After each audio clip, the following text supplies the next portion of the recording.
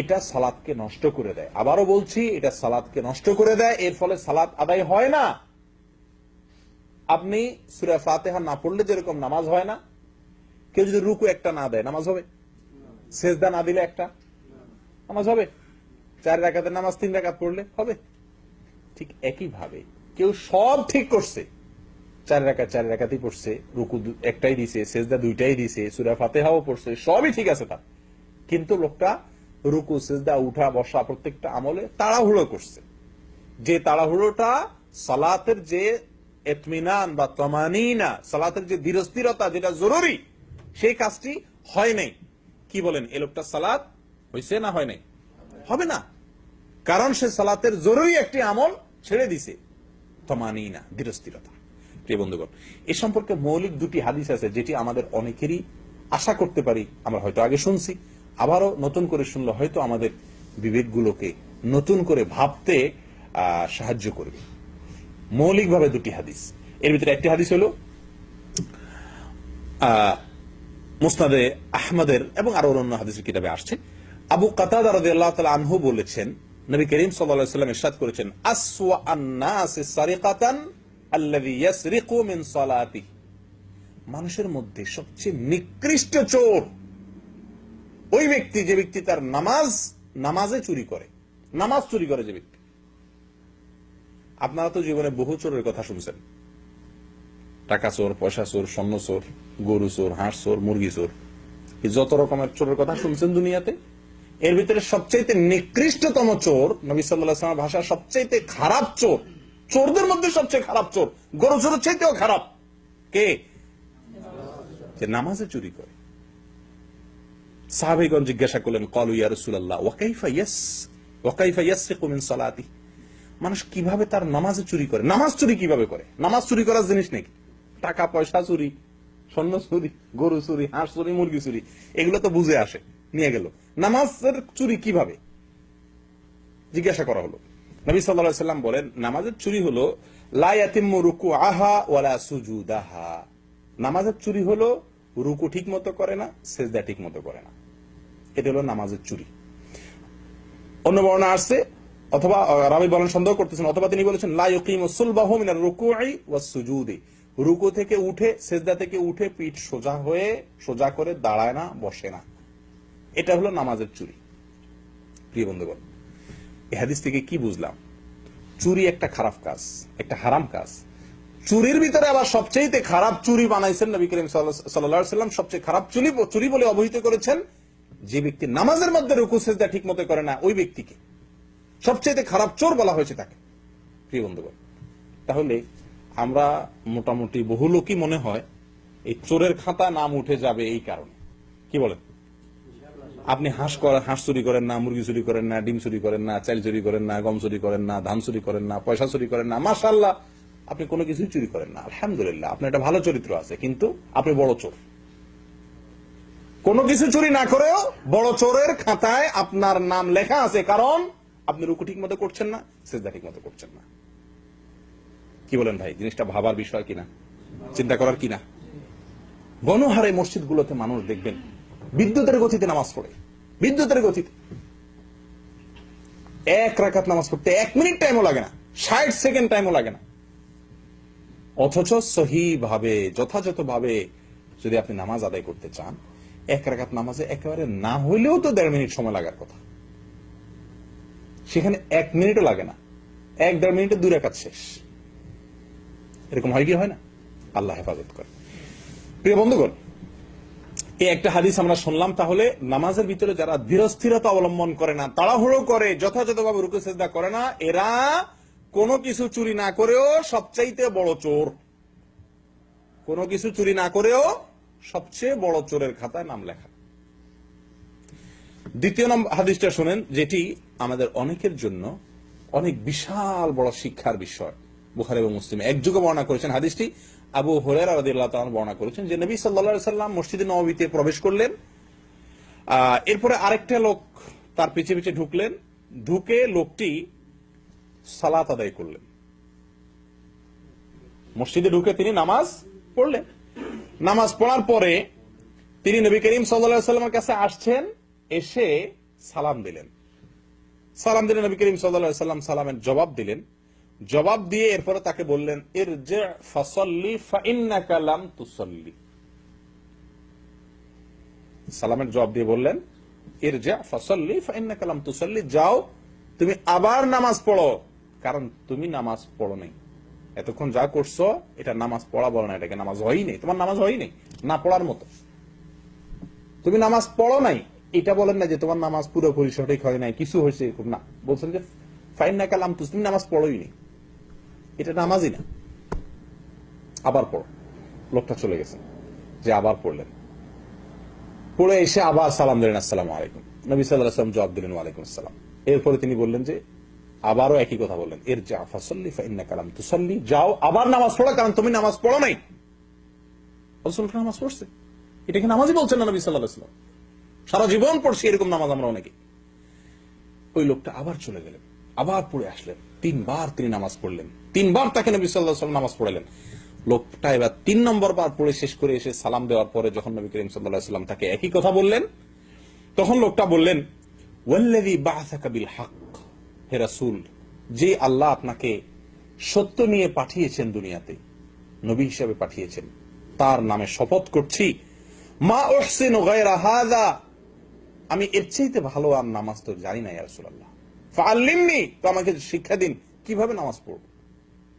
নবী করিম সাল্লাল্লাহু আলাইহি ওয়াসাল্লাম তখন তাকে নামাজ শিখালেন। কিভাবে শিখালেন দেখেন, তিনি বলছেন যে ইযা কুমতা ইলা সলাতি ফাকাব্বির, যখন তুমি নামাজ পড়তে দাঁড়াবে প্রথমে আল্লাহু আকবার বলে তাকবীর বলো, সুম্মা ক্রা মা তায়াসসারা মাআকা মিনাল কুরআন, এরপরে কোরআনের যেটুকু পারো, 2 আয়াত 4 আয়াত 6 আয়াত 10 আয়াত 1 সূরা 2 সূরা যতটুকু সম্ভব হয়, সূরা ফাতিহার পরে অন্য সূরা তেলাওয়াত করো, সূরা ফাতিহা পড়ো, অন্য সূরার সাথে পড়ো। সুম্মার কা, এরপরে তুমি রুকুতে যাও, কেরাত শেষ করলা, এরপরে রুকুতে যাও। হাত্তা তাতমাইন্না রাকিআন, তিনি বলেন নাই রুকুতে যাও এরপরে উঠো, না, রুকুতে যাও বলে আরেকটা কথা যোগ করছেন, বোঝা গেছে এটা না হলে রুকু হবে না। কি কথা যোগ করছেন? বলছেন হাত্তা তাতমাইন্না রাকিআন, যতক্ষণ পর্যন্ত রুকুতে গিয়ে স্থির না হও, রানিয়ে না, রুকুতে গেলা, রুকুতে যায় স্থির না হও, ততক্ষণ পর্যন্ত তুমি রুকু করতে হবে। গেলাম আর উঠে গেলাম হলো না, যে আমাকে স্থির হয়ে অপেক্ষা করতে হবে। ফুকাহা একরাম বলেন কমপক্ষে একবার সুবহান রাব্বিয়াল আযীম বা সুবহানাল্লাহ স্বাভাবিকভাবে ভালোভাবে পড়ার মতো সময় কমপক্ষে থাকতে হবে। কথা বুঝে আসছে? এরপর নবী করিম সাল্লাল্লাহু আলাইহি ওয়াসাল্লাম তাকে বলেন সুম্মারফা হাত্তা তা'তাদিলা কাইমান, লক্ষ্য করবেন উনি বলেন না রুকু থেকে উঠো এরপর সিজদা যাও, না, আমরা তো উঠি এবং সিজদা যাই না, এরকম করলে নামাজ হবে না, নামাজ হয় না ভাই। শত শত মুসল্লির নামাজ হয় না, বিশ্বাস করেন, মসজিদে আসে বছরকে বছর ধরে নামাজ পড়ছে, নামাজ হয় না, কোনো দাম নাই নামাজ। নবী করিম সাল্লাল্লাহু আলাইহি ওয়াসাল্লাম বলছেন সুম্মারফা হাত্তা তা'তাদিলা কাইমান, ওই লোকটাকে তিনি বললেন যে এরপরে রুকু থেকে উঠো, তুমি দাঁড়িয়ে কতক্ষণ পর্যন্ত দাঁড়াও, কিভাবে দাঁড়াও, হাত্তা তা'তাদিলা, ভালোভাবে টান টান হয়ে সোজা হয়ে দাঁড়ানোর আগ পর্যন্ত অপেক্ষা করো রুকু থেকে উঠে, ঠিক আছে? দেখেন এরপর বলছেন সুম্মাসজুদ, এরপর তুমি সিজদা যাও, সিজদা যাও, এটা বলে তিনি ক্ষান্ত হন নাই যে সিজদা যাও, ঠিক আছে হয়ে গেল, সিজদা দিলাম আবার উঠে যাও, না, সিজদা যাও বলে আবার বলছেন হাত্তা তাতমাইন্না সাজিদান, সিজদায় গিয়ে যতক্ষণ পর্যন্ত তুমি স্থির না হও, ধীরতা স্থিরতা, সেখানে সিজদায় যে কিছু সময় ধীর স্থির হতে না পারো, কিছু সময় অপেক্ষা করতে না পারো, ততক্ষণ পর্যন্ত সিজদায় থাকো। ফুকাহা একরাম বলেন কমপক্ষে একবার সুবহান রাব্বিয়াল আ'লা, আপনি সিজদায় মাথা যাওয়ার পরে, আমরা অনেকে তো ওই যাওয়ার আগে আল্লাহু আকবার বলে যাইতে যাইতে সুবহান রাব্বিয়াল আ'লা বলে মাথা দিয়ে উঠে যায়, না, তা হবে না। কপাল জমিনে লাগার পরে, হাত জমিনে লাগার পরে, নাক জমিনে লাগার পরে, সিজদার 7টি অঙ্গ জমিনে লাগার পরে কমপক্ষে একবার ধীরে সুস্থে তাসবিহ পড়ার মতো সময় অপেক্ষা করা ওয়াজিব বা ফরজ। প্রিয় ভাইরা, আমরা যেটা বলছিলাম, অনেকে এই যাইতেছে না, এর নাক লাগার আগে তাসবিহ পড়া শুরু হয়ে গেছে, আবার ওই উঠার আগেই উঠতে উঠতে বাকি তাসবিহ শেষ করতেছে, মাঝখান দিয়ে দেখা যায় যে এক তাসবিহ পরিমাণ অপেক্ষা করা হয় না, নামাজ হয় না। নবী সাল্লাল্লাহু আলাইহি ওয়াসাল্লাম বলছেন সিজদায় যাওয়ার পরে স্থির হওয়া পর্যন্ত অপেক্ষা করো, এরপরে না আপনি তাসবিহ পড়বেন। আচ্ছা, এরপরে বলছেন সুম্মারফা, সিজদা থেকে উঠো, বাস উঠে আবার সিজদা যাও, না, উঠো, উঠে বলে নবী করিম সাল্লাল্লাহু আলাইহি ওয়াসাল্লাম বলছেন হাত্তা তাতমাইন্না জালিসান, সিজদা থেকে উঠো। কতক্ষণ পর্যন্ত উঠো? অপেক্ষা করো যতক্ষণ পর্যন্ত তুমি টান হয়ে সোজা হয়ে বসা, স্থির হয়ে চুপচাপ না বসো, ততক্ষণ পর্যন্ত অপেক্ষা করো। তার মানে কিছু সময় অপেক্ষা করতে হবে। এরপরে বলছেন সুম্মা ফাল যালিকা ফি সালাতিকা কুল্লিহা, তোমার পুরো এই এক রাকাতের কথা আমি বলে দিলাম, আর তোমার পুরো নামাজ সালাম ফেরানো পর্যন্ত পুরো নামাজে তুমি এই পদ্ধতি অবলম্বন করতে হবে, এইভাবে সালাত আদায় করতে হবে, তাহলে তোমার সালাত হবে, আর না হলে হবে না। বুঝতে পারছেন তো?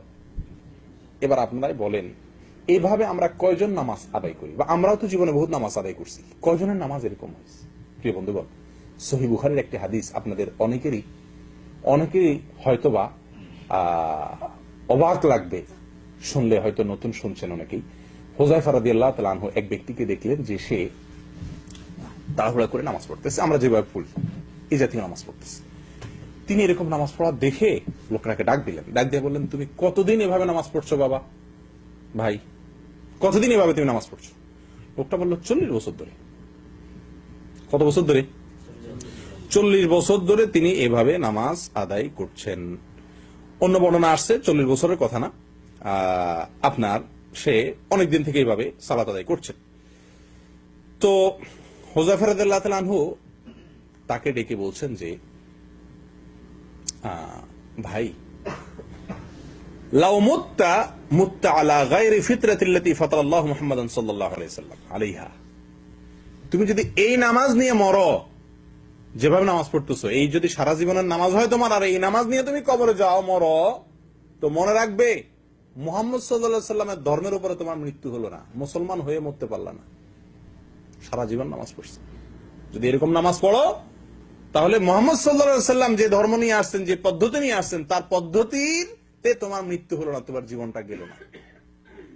প্রিয় বন্ধুগণ, কত বড় চিন্তার কথা, কত বড় টেনশনের কথা। কি নামাজ পড়ছি? হ্যাঁ, কি নামাজ পড়ছি? সবাই মনোযোগ নিয়ে আস, সবাই ধ্যান নিয়ে আস, কিন্তু সালাতের বাহির ঠিক নাই। একটা কথা মনে রাখা দরকার আমাদের, এটা ঠিক যে অন্তর হলো রাজধানী দেহের, মন যদি কোনো দিকে থাকে তার অঙ্গ প্রত্যঙ্গ সব ঠিক হয়ে যায়। ঠিক আছে কিনা?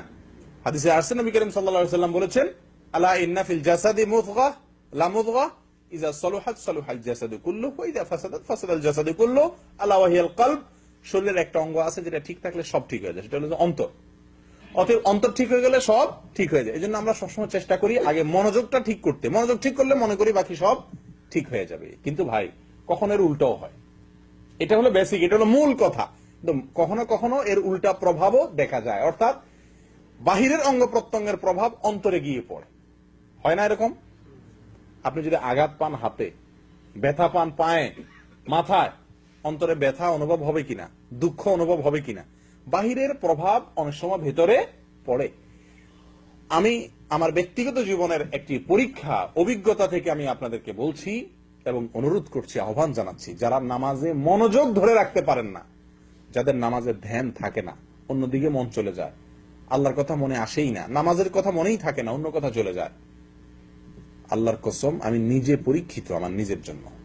আপনাদেরকে আমি আহ্বান করছি, এটা আপনারা পরীক্ষা করে দেখুন। আপনি যদি নামাজের আরকান, আহকাম, উঠা বসা, রুকু, সিজদা এগুলাতে ধীরস্থিরতা অবলম্বন করেন, খুব ধীরে ধীরে করা যে জরুরি, এই হাদিসগুলোকে মাথায় রেখে আপনি এভাবে ধীরস্থিরতার সাথে আপনি নামাজ আদায় করেন, ইনশাআল্লাহ আপনার নামাজে মনোযোগ আসবে। আপনি 2 রাকাত নামাজ পড়ে দেখেন, পরীক্ষামূলক 2 রাকাত নফল নামাজ পড়ে দেখেন, বা কালকে ফজর নামাজ ইনশাআল্লাহ পড়ে দেখেন, যে খুব ধীরস্থিরতাতে হাত বেঁধে একেবারে আস্তে আস্তে সূরা ফাতিহা পড়লেন, হ্যাঁ, এরপর আপনার অন্য সূরা মিলালেন, খুব ধীরস্থিরতা, হুলস্থুল করবেন না, মাথা রাখবেন, হুলস্থুল করলে নামাজ হবে না, সেটা মাথায় রেখে খুব আস্তে আস্তে পড়লেন। সূরা ফাতিহা শেষ না করতে করতে ওয়ালা দাল্লিন আমিন কইয়া ওই কুল আউযু বিরাব্বিন নাস মালিকিন নাস ইলাহিন নাস মিন শাররিল ওয়াসওয়াসিল খান্নাস আল্লাযী ইউওয়াসওয়াসু নাস কইতে কইতে আবার রুকু চলে গেলেন না। দাঁড়ায়া নাস বলা শেষ, কিছুক্ষণ থামেন, এরপরে বলেন আল্লাহু আকবার, আস্তে আস্তে রুকুতে যান। রুকুতে যাইতে যাইতে সুবহানাল্লাহ বলে শুরু করেন না, রুকুতে যায় মাথাটা পিঠটা সমান করেন। আপনার যদি মাথা পুরোপুরি, পিঠ যদি পুরোপুরি না ঝুঁকে, নামাজ হবে না, হাদিসে স্পষ্ট বলা আছে। পুরোপুরি রুকুতে একদম পিঠ মাথা দুইটাকে সমান দিয়ে পুরোপুরি রুকুতে গিয়ে এরকম অনেকে এতটুক যায় না, এতটুক না, পুরাপুরি রুকুতে যান, এরপরে শুরু করেন সুবহান রাব্বিয়াল আযীম, সুবহান রাব্বিয়াল আযীম, সুবহান রাব্বিয়াল আযীম, আমার মহান রব, মহান পালনকর্তা, পবিত্র, 3 বার বলেন। এরপরে সামি আল্লাহু লিমান হামিদা আস্তে আস্তে বলে উঠে দাঁড়ান, একদম সোজা হয়ে দাঁড়ান, 2 সেকেন্ড অপেক্ষা করেন। এরপরে আল্লাহু আকবার বলে রুকুতে যান। রুকুতে গিয়ে মাথা, নাক, হাত, হাঁটু সব মাটিতে রাখার পরে এবার শুরু করেন সুবহান রাব্বিয়াল আলা। ওই জাতীয়তে শুরু করেন না। কথা বুঝতে পারছেন? আমরা চিন্তা করি যে টাইমটা নষ্ট করে লাভ কি, যেতেই শুরু করি না। ওইটা পড়ার সময় তো সেজদার পরে, সেজদার তাসবিহ তো সেজদায় গিয়ে পড়তে হবে, রুকু তাসবিহ তো রুকুতে গিয়ে পড়তে হবে। আপনি পথে পড়লে তো হবে না। আমার কথা কি বুঝতে পারছেন? এই জন্য রুকুতে যান, সব অঙ্গগুলা, নাক, হাত, কপাল সব মাটিতে লেগে গেছে। এবার শুরু করেন সুবহান রাব্বিয়াল আলা, আস্তে আস্তে ধীরে ধীরে সুবহান রাব্বিয়াল আলা, সুবহান রাব্বিয়াল আলা 3 বার পড়ে এরপর আল্লাহু আকবার বলে সোজা হয়ে বসেন, একদম টান টান হবে। কিছু সময় অপেক্ষা করেন, 2 সেকেন্ড, 1 সেকেন্ড, অন্তত ওলামা ইকরাম বলেন, ফুকাহা ইকরাম বলেন, কমপক্ষে একবার সুবহানাল্লাহ বলার মতো সময় অপেক্ষা করেন, নামাজ হবে না। আপনি রুকু থেকে উঠে যদি সাথে সাথে যান, ওয়াল্লাহি নামাজ হবে না। এবং সারা দুনিয়া ওলামাদের মতে আপনি নামাজের ওয়াজিব তরক করেছেন বা ফরজ তরক করেছেন মতান্তরে। আর রুকু থেকেও যদি একইভাবে রুকু থেকে উঠেই সাথে সাথে চলে গেলেন, নামাজ হবে না। উঠে আপনাকে সোজা হয়ে দাঁড়াতে হবে। এবার আপনারা বলেন, এইভাবে যদি 2 রাকাত সালাত আদায় করা যায়, আপনি পরীক্ষা করে দেখেন, আপনার মন নামাজে দেখবেন অন্য কোনো দিকে যাচ্ছে না। কারণ আমি আমার রুকুর ঠিক করার ধান্দায় আছি, আমি আমার সেজদা হচ্ছে কিনা সেই চিন্তায় আছি, তাহলে তো আমার অন্যদিকে মন যাওয়ার সুযোগই নেই। আমার কথা বুঝতে পারছেন? ইনশাআল্লাহ যদি সালাতের এই আরকান আহকাম গুলোকে, খুজুরটাকে ঠিক করেন, ইনশাআল্লাহ খুশু ঠিক হয়ে যাবে। ভাই, অন্তর মানুষের হাতে সবসময় থাকে না। মানুষ চাইলেও মনটাকে সবসময় ধরে রাখতে পারে না। কিন্তু মানুষ যেটা পারে সেটা কি, এই রুকুগুলো ঠিক মতো করতে পারে, সিজদাগুলো আমরা ঠিক মতো করতে পারি নাকি? এটা আমাদের কন্ট্রোলে কিনা? 100%। আমার অঙ্গ প্রত্যঙ্গ গুলো পুরোপুরি আমার কন্ট্রোলে, অন্তরটা সবসময় আমার নিয়ন্ত্রণে থাকে না। আপনার যেটা নিজের নিয়ন্ত্রণে আছে, আপনার যেটা সাধ্যের মধ্যে আছে, সেটুকু আপনি করেন, ইনশাআল্লাহ যেটা আপনার সাধ্যে নাই, আল্লাহ সুবহানাহু ওয়া তাআলা সেটা ঠিক করে দিবেন। কথা বুঝে আসছে? করবেন তো ইনশাআল্লাহ? আল্লাহ আমাদেরকে তৌফিক দান করেন। প্রিয় দিনী ভাইরা, আনাস রাদিয়াল্লাহু তাআলা আনহু বর্ণনা করেন, সহিহ বুখারী মুসলিমের হাদিস, নবী সাল্লাল্লাহু আলাইহি সাল্লাম ইরশাদ করেছেন, আতিমুর রুকু ওয়াস সুজুদ, তোমরা রুকু এবং সিজদাগুলোকে ইতমাম করো, পরিপূর্ণ করো। রুকু সিজদাকে পরিপূর্ণ করো। রুকু পরিপূর্ণ করা মানে হলো ভালোভাবে পিঠ মাথা সোজা হয়, এত বেশি ঝুঁকতে হবে, হালকা ঝুঁকলে হবে না, পরিপূর্ণ ঝুঁকতে হবে। ঝুঁকেই শুধু না, ঝুঁকার পরে তাসবিহ পড়তে হবে ধীরে স্থিরতার সাথে। এরপরে উঠে সোজা হয়ে দাঁড়ায়, একদম টান টান হয়ে সোজা দাঁড়ায় অপেক্ষা করতে হবে কিছু সময়, এরপর আপনি সিজদা যাবেন। এটা বলে রুকু ঠিক করা। সিজদাও একইভাবে। এটা করার জন্য নবী করিম সাল্লাল্লাহু আলাইহি ওয়াসাল্লাম নির্দেশ দিয়েছেন। ইবনে মাজার এক হাদিসে আসছে, নবী সাল্লাল্লাহু আলাইহি ওয়াসাল্লাম বলেছেন, ইয়া মাশাল মুসলিমিন, ইয়া মাশাল মুসলিমিন, ও মুসলিমরা শুনে রাখো, লা সালাতা লিমান লা ইউকিমু সুলবাহু ফির রুকুই ওয়াস সুজুদ। হাদিসটি সহিহ। নবী সাল্লাল্লাহু আলাইহি ওয়াসাল্লাম বলেন, ও মুসলিমরা, ও মুসলমানরা, যে ব্যক্তি নামাজের মধ্যে রুকুতে তার পিঠ সোজা না করে, পিঠ মাথা সোজা না করে, অর্থাৎ ভালো করে না ঝুঁকে, এরকম থাকলে তার সোজা হলো না। এবং সেজদায় গিয়ে যে ব্যক্তি পিঠ মাথা সোজা না করে, সঠিকভাবে রুকু এবং সেজদা না করে, ওই ব্যক্তির সালাত হয় না, নবী করিম সাল্লাল্লাহু আলাইহি ওয়াসাল্লাম বলছেন। প্রিয় দিনী ভাইরা, আবু হুরায়রা রাদিয়াল্লাহু তাআলা আনহু বলেন, আমারনি রাসূলুল্লাহ সাল্লাল্লাহু আলাইহি ওয়াসাল্লাম বিসালাস ওয়া নাহানি আন সালাস, আমাকে নবী করিম সাল্লাল্লাহু আলাইহি ওয়াসাল্লাম 3টা কাজের ব্যাপারে বিশেষ নির্দেশ দিয়েছেন, আর 3টা কাজ থেকে বিশেষভাবে নিষেধ করেছেন। যে 3টা কাজের জন্য বিশেষভাবে নির্দেশ দিয়েছেন তার ভিতরে একটা হলো একটা ওয়ানাহানি, 3টা কাজ থেকে তিনি নিষেধ করেছেন, যে সেই নিষিদ্ধ কাজগুলোর ভিতরে একটা হলো নাহানি আন নাকরাতিন কানাকরাতিদ দিক, মুরগির ঠোকরের মতো যেন আমি ঠোকর না দেই নামাজে। মুরগির ঠোকর বুঝুন তো? মুরগির ঠোকর তো আর আমাদের বোঝানোর দরকার নেই, আমাদের দেশের মানুষ আমরা সবাই জানি আলহামদুলিল্লাহ মুরগির ঠোকর। এই মুরগির ঠোকরের মতো নামাজ যেন না হয়, রুকু সিজদা উঠা বসা, হ্যাঁ, ফটাফট ফটাফট দ্রুত, এটা যেন না করি। নবী করিম সাল্লাল্লাহু আলাইহি ওয়াসাল্লাম আমাকে স্পষ্ট আলাদাভাবে নিষেধ করেছেন। কে বলছেন?